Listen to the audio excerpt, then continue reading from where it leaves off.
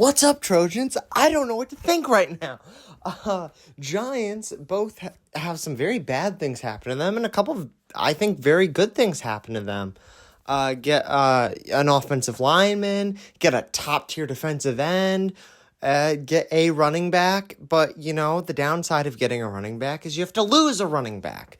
That's so Saquon Barkley decides to head off to the Eagles of all teams. The fucking Eagles.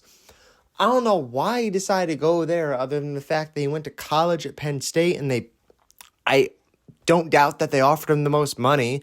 Seemed like a solid deal. It seemed like what he was looking for. My read on it is it's slightly more than 3 years, $13 million a year, and it's incentive written. Like, there's incentives everywhere on that deal. He could make almost $50 million a year from the reports I saw that... in terms of that, I don't blame him. In terms of betraying the Giants, I kind of blame him. Now, I still hold every single point I said in my last video. I think the way the Giants negotiated with Saquon Barkley was stupid. I see no reason a deal couldn't have gotten done easily last season. They were literally apart from a lot of the reports I saw, less than $2 million total at one point. Less than $2 million total on a deal. Yeah, $2 million guaranteed total, yes. But $2 million separated the Giants and Saquon Barkley making a 3-year deal. Didn't happen. He got franchise tagged, and now this year, he's on the Eagles. All right. Now that I'm done ragging on the Giants, I want to rag on Saquon Barkley for a moment because, bro, he also skips out on a deal because of a $2 million guaranteed difference. Doesn't bet on himself quite like that last year. Comes out the most recent year. I still 1,000% believe that it was a lot more of the team than Saquon Barkley's issues last season. He was injured for a bit. I feel like the offensive line wasn't playing as well. Schematically, I feel like he wasn't used to 100% his maximum potential. All of that. But at the end of the day, he didn't have as good of a season. I still believe that the market went up, allowing a lot more cap space to be had in that, and that comes in play with the defensive ends contract. But you didn't have to go to the Eagles. There's other teams. There's a lot of other teams. There's about 30 other teams I would have been okay with him going to. You didn't have to choose the Eagles. Like, why? Other than the fact that he went to college there, and I'm sure they offered them the most money. Those are the only two possibilities I can see. I mean, it's also kind of close to New York, all things considered. So no one has to move that far if they're trying to move. But, sheesh. Like, you didn't have to go to the Eagles. It's one of those weird things when a Giant goes to the Eagles because it's the Eagles. I don't like the Eagles. I really hate the Eagles. But Saquon Barkley was such a good Giant for so long. It's just so sad to see. I don't know what to hope for there. I hope the Eagles lose to the Giants twice next year still. I hope that for sure. That'd be hilarious. I actually almost really want the Eagles to lose the Giants twice next year now. I hope he makes all his money there. I hope he hits every single one of those incentives, assuming none of them requires making the playoffs or beating the Giants. But I hope he has like 2,000 obsolete rushing yards a season as the team's like 4-13 or 4-14 if, the NFL decides to add another week in the next 3 years. I hope that's exactly how that all plays out. Whatever. Xavier McKinney also, he ended up, according to several reports, signing with the Packers at $17 million a year. Pretty neutral on this one. I had him more at the $16 million range. Packers were obviously willing to beat that 17. No harm, no foul. According to that, the reports I saw, 4 years, $17 million a year for Xavier McKinney. Props there. No issues with the Packers. No issues with Xavier McKinney. Again, hope he does well there. And actually, I have nothing against the Packers. I hope they make the playoffs. And if they make the playoffs against the Giants, I hope the Giants own the Packers in the playoffs. Like, I'm a Giants fan at the end of the day. I don't care who goes where. So now on to the moves for the Giants, because the Giants had to do things to, replace these two guys.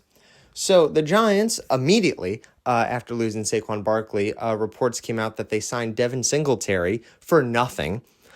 He's a pretty solid running back, I think. He was, formerly with the Bills, so he has some ties to Brian Dable, our head coach. And he was very recently with the Texans. And now he's with the Giants. Giants got him for pretty cheap. I heard it was like 3 years, only like $16 million total. So, yeah, I mean, this guy's getting paid like $5 million a year. A huge discount in Saquon Barkley, obviously. But, I mean, in terms of keeping Saquon Barkley at $13 million a year, approximately like $13.5 million a year with incentives versus getting Devin Singletary, I'd much, much rather have Saquon Barkley. But it sucks again that he went to the fucking Eagles. Devin Singletary will be a running back for the Giants now. I think that's comparable to like Matt Breida's contract, honestly. So I don't think we have a guy at running back now. I think the Giants really want to go to running back by committee. I get it. Running back's one of those weird positions. But I've always thought with the running back position that it would transfer more to a high risk, high reward in terms of the salary. I always thought teams would really push for like a 20 mil a year deal, but like cap that at 2 years. But then I guess the players want stability. So then that's how you get into the weirdness of it. Because I really wonder how well a 2-year, $40 million a year deal would play out if an agent offered it. Like, hey, only if my client's amazing the most recent season, you get him again. Because running back is a really important position. I mean, that's a guy that's getting the ball a lot of the time in some schemes. And in very important situations in a lot of schemes. Like, you're talking about a goal line guy. You don't want that guy to fumble. Saquon Barkley barely fumbled with the Giants. He fumbled, I think I count on one hand the times he fumbled. And if I can't count on one hand the times he fumbled, I can count on one hand the times he lost a fumble. But, now unfortunately he's an Eagle, so, maybe he'll fumble a bit more. Okay. Aside from attempting to replace Saquon Barkley, the Giants got an offensive lineman. Very reasonable. Figured that'd be the case. Giants could use an offensive lineman, so they got one. Not much to say there. Then the Giants traded, according to reports, for a defensive end. And that's Brian Burns of the Panthers. From my knowledge, he's been a great defensive end there. He's now one of the highest paid defensive ends in the NFL because the Giants gave him a lot of money. The number I saw was 4 years, $150 million total. That's a lot of money. That's near quarterback money. That actually probably is quarterback money, according to a lot of starting quarterbacks. Pretty wild. And the Giants had to give up a second-round pick, and I think a second and a fifth-round pick to get him. Now, he's a really good defensive end, but wow, Kayvon Thibodeau is licking his chops right now. And either Kayvon Thibodeau or now immediately Brian Burns is one of my favorite players on the team because we lost two of my favorite players on the team, according to all reports today. So it's been a wild day over here for the Giants. I hope Brian Burns works out well. Seems like a very solid defensive end. Just, things didn't work out with the Panthers. They couldn't come to terms on any agreements. And the Giants were willing to shell out some top money for a defensive end.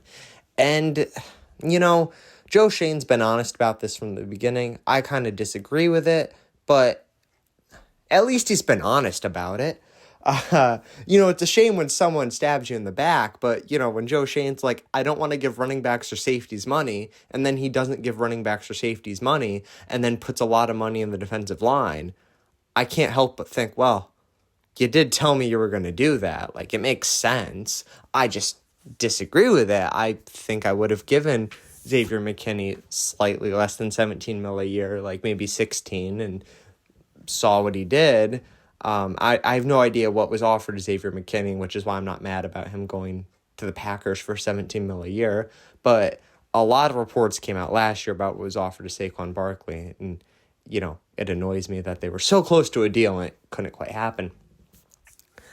So, yeah, I mean, the Giants are going to have a pretty solid defensive line next season. I mean, there's Dexter Lawrence, the all-pro guy, the Pro Bowl all-pro guy there, right in the middle, playing tackle. Kayvon Thibodeau on one end, Brian Burns on the other. That sounds like a solid defensive line, if you ask me. We're getting back to the days where we had 3 solid defensive linemen, and I didn't get to really witness those days. I've only read about those days. It's going to be crazy to see that in person should it come through the way I think and hope it does. The defense, especially if the Giants are able to pick up something with their only 1 second-round pick now, that's going to be pretty cool to see if they were able to get another corner or safety in the second round. Because I still think first round is definitely reserved for either Jaden Daniels or Malik Neighbors or Romeo Odunze. Sorry if I pronounced that name wrong. Odunze. Any of those guys could be a Giant as well. Very interesting to see. I don't think any of the tackles are an option. I know Alt is talked about a lot at the tackle position in the draft. But I think Joe Shane wants to give Evan Neal another year. Joe Shane did pick Evan Neal. Going by what I thought at the time and what he said at the time, I do think he wanted Ekwonu more, which I wanted Ekwonu more too. But went with Evan Neal because he had some of the experience at right tackle and everything, and Ekwonu was off the board in a situation that allowed us to get Kayvon Thibodeau. So I was all for it because I like Kayvon Thibodeau now. But I don't know. It'll be interesting to see how the next season plays out because some big moves happened today. I mean, as I was upset about in my last video and, still upset about, but it kind of gets offset when you pick up an offensive lineman and attempt to replace Saquon Barkley, but really get a star defensive end. I'm more good with it. I'm upset that the Giants lost 2 key players. Have to see what they do in the draft and hope that next season for the Giants is really good. So see you guys in the next one. I do still want to break down that very significant first year of Joe Shane, Brian Dable of the 2022 season. I think there's a lot to say in that year about the upcoming season, and I think the team was really good that year. A lot to do with the scheme and just, the willingness of players to compete, but more on that in another video. So see you guys in the next one.